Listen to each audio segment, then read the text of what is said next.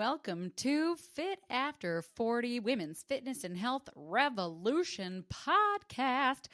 Kinsey here again. What is happening? Today, I'm coming on with a solo cast, giving us a little interruption from our just incredible guests. I'm so grateful for all of our guests that we've had. We've got more upcoming, but for today, you're stuck with this kid. And today's pod is going to be a super shorty, and in honor of the month of mamas, a love note to all the mamas and grandmas out there, and why, girl, we literally wouldn't be here without you, and probably wouldn't live much further past menopause without you. Say what?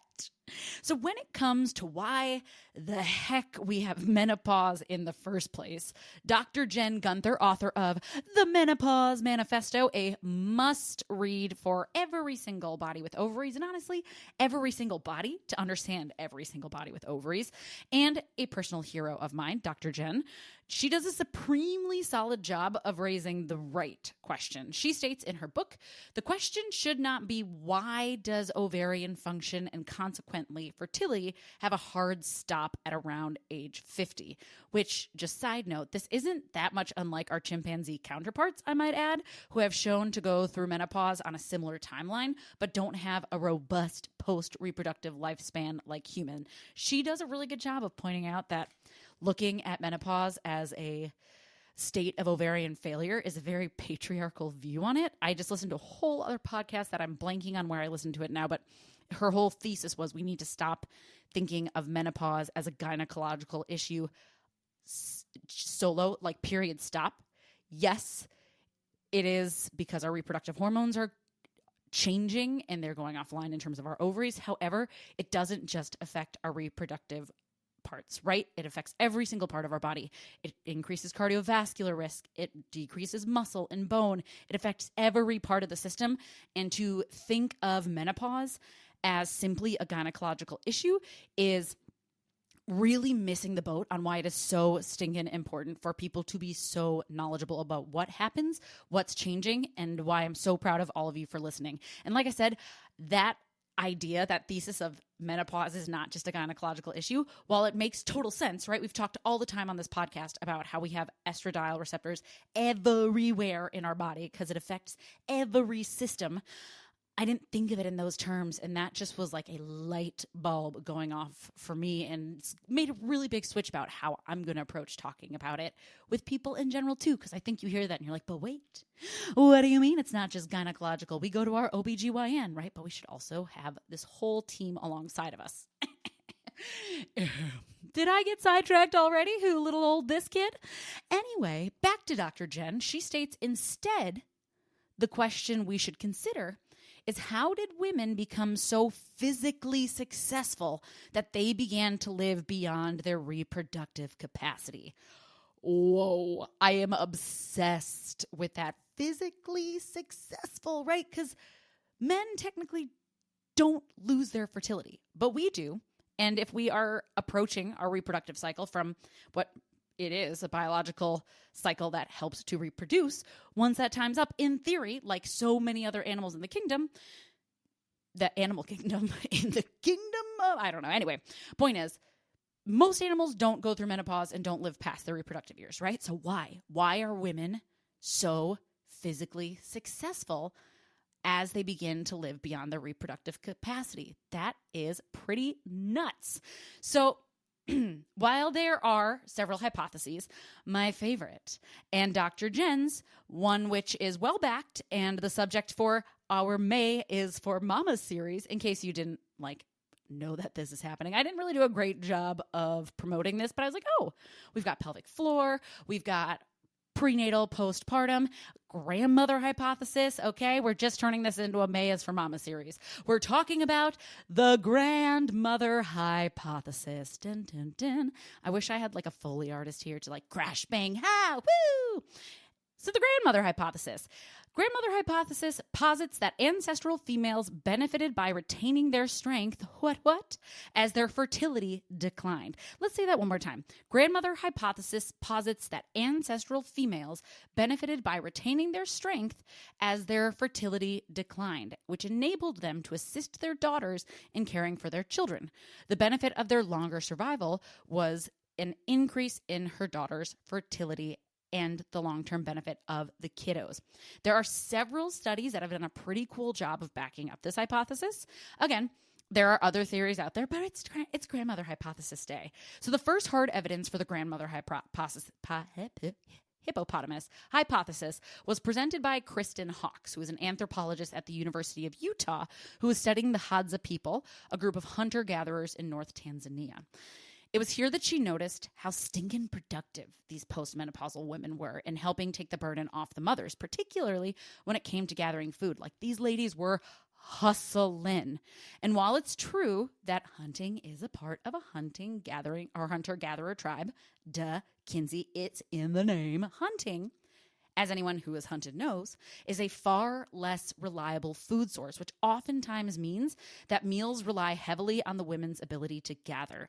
And if a mama is busy off with her baby or raising kiddos who are under the age of where they're helpful in this gathering, anyone who has a toddler can probably agree that splitting time, energy, and focus to something as time-consuming and specific as gathering and foraging, good luck, right? Our species too, little humans, need a lot more help in infant stage than most animals. So enter grandma.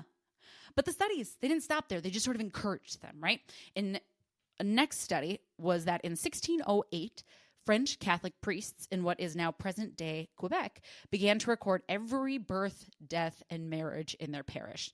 Researchers who picked apart all of this data discovered that grandmothers who were alive allowed their daughters to increase their number of offspring born by 2.1 and to increase their number of offspring surviving to 15 years by 1.1 compared to grandmothers who were no longer living.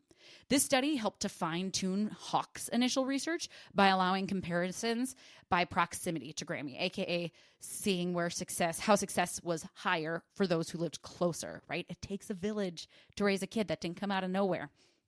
It turned out that staying close to Grammy paid off in family size. Studies showed that women who lived 200 miles from mom had on average 1.75 fewer kids than their sisters who lived in the same parish as their mom. Yet another study conducted by Simon Chapman, a PhD student at the University of Turku in Finland, looked at a database in pre-industrial Finland to answer this question. From 1731 to 1895, all births, deaths, and marriages were, again, recorded by states. Finns moved around a lot less than the French settlers of a study that was done previously, so most of the grandchildren that they studied were living close to their grandparents.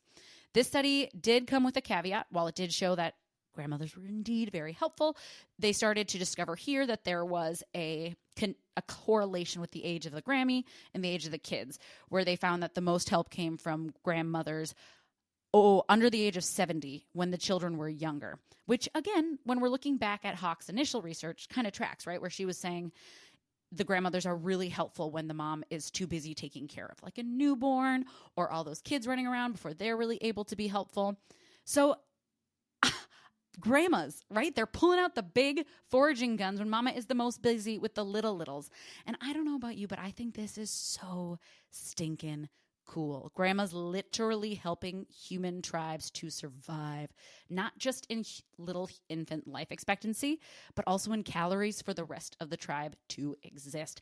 I also love that it just really hammers home how essential it is to our biology to be around each other. I feel like we talked about this a little bit in Coach Anna's podcast when it comes to things like postpartum depression, or even when we've talked about longevity just in general. Health span, right? A big part of that doesn't get talked about nearly enough is that humans are animals, and our biology craves community, right? We are at our healthiest when we are surrounded, and not just surrounded, because a lot of us can be around a lot of people all day long, but truly, truly supported, right? A lot of mamas be out there doing it on their own these days. And this is just, to me, further evidence that we weren't meant to be this way. It's another example of how our external environment far outgrew much quicker our internal. And we found our way around, right? We have friends who can be a lot like family. We have resources, daycares, nannies, all these beautiful things. But it is just interesting to sort of speculate, right? To sit back and sort of think about as a tool also. And it doesn't have to be a family member, because some of us, we don't have families that we're close to or that are supportive in this way, but that doesn't mean there's not another community, right? Maybe a group of moms that is meeting at a local rec center who you can go and spend time with. Maybe it's close friends, right? Just understanding the importance of being around women who get what you're going through and are wanting to help you. And we're out there. We love to help each other. I don't have any of this written, but there's also studies shown where people love to help people. I'll look it up, because it's a crazy study where you're like, no, they don't. And then you like see all of this research really pointing to the fact that like, no, we do. Even when it's kind of bothersome, like we get like almost a dopamine hit off of being useful to each other. So yes, obviously these studies are different times environmentally, hence the evolving to be where we are today. Many listeners of this podcast are not Grammys. Many of us aren't moms. So I do want to round this puppy out with our worth as human beings is not tied to a family-specific role. This hypothesis to me points out that women helping humanity has been going on for centuries, since like the dawn of this current evolution of humans. And because of it, there's a big old argument to be made that this has allowed humans to evolve far outside our reproductive years, which again is unique to humans and like a handful, a very small group. Dr. Jen goes into orcas is another one of those groups, or toothed whales. But just like our food and living environments, which have changed so much in the way in which, or changed so much from the 1700s, right? The way in which women have shown up to support one another in their community has also evolved, right? It's not, yes, grandmothers still play a huge role, but we are also showing up everywhere else. There are so many ways in modern day that the inherent wisdom of postmenopausal women shows up and supports the community and our world as a whole. Wealths of experience in every single field.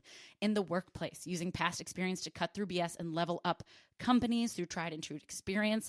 Think of how many times we can ask someone who's already done it what they did and just save so much time not making the same mistakes, right? This is a huge value. It shows up in friendships, helping younger generations cut through the big BS of all the noise in the world, right? Whether it's diet culture, relationship advice, job advice, shoot, pretty much just any advice on what it is to exist, period. They've done it. And helping, hopefully, fingers crossed, fast tracking to that postmenopausal gift of the I don't give an F. I don't know. I can never think of her name, but I love her so much that we do not give up. Club, oh, bless.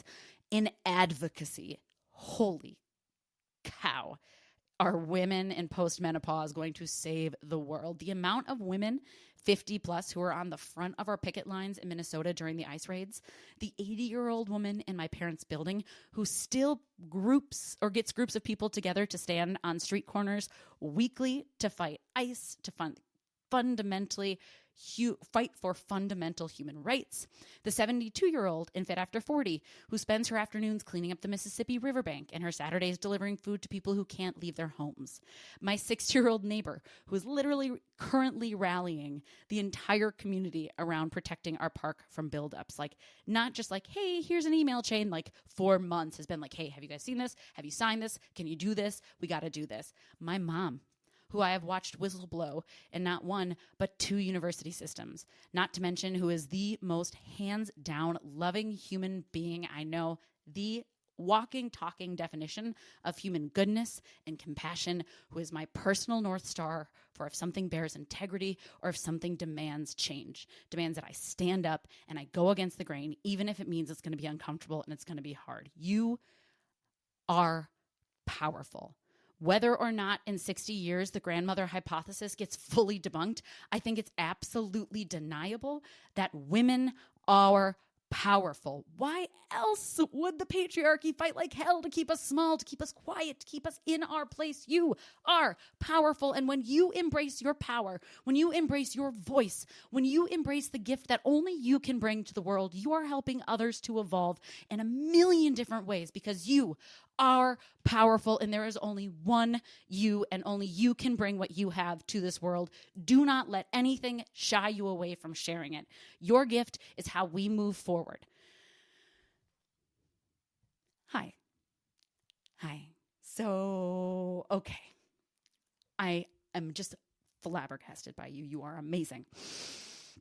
Take a beat, Kinsey. I opened with a personal hero. So I will close with the same one. Dr. J, take us out. She finishes by saying human intelligence has allowed us to grow in so many ways beyond our evolutionary programming. So while the grandmother hypothesis explains how we developed menopause, it doesn't mean that women only have values as grandmothers. What the grandmother hypothesis should do is give society a kick in the ass about the worth of women in menopause. It makes the patriarchal idea that women's worth diminishes when ovulation stops even more offensive because women in menopause literally helped drive evolution. So I'm just going to mic drop it right there. I hope you are walking away fired up, knowing that you are powerful. Again, for the people in the back, go share your gifts, be out in the world, take care of your amazing bodies, right? That is why we are doing all of these things, why we are moving our bodies, why we are eating this robust nutrition, why we are trying to get our sleep, why we are managing our stress, all of these little lever pullers that we're here listening to and trying to do. This is the reason why. Because if we're not taking our care of ourselves, we can't share ourselves with the world. All right, my amazing humans, thank you so much for taking the time out of your wonderfully busy days to listen to this, what turned into a rant, but hopefully was a very exciting sort of discussion. Share it with a friend, see what they think, share some stories about your own grandmas, your mamas, all of the women in your life who inspired you, who pushed you, whether it was a teacher, a friend, a coworker, what have you. Go out and share stories of women being powerful and helping you grow and evolve, because that, my friends, is at the base of this fitness and health revolution. I adore you all. Until next time, take care of your beautiful bodies and brains. Aroo!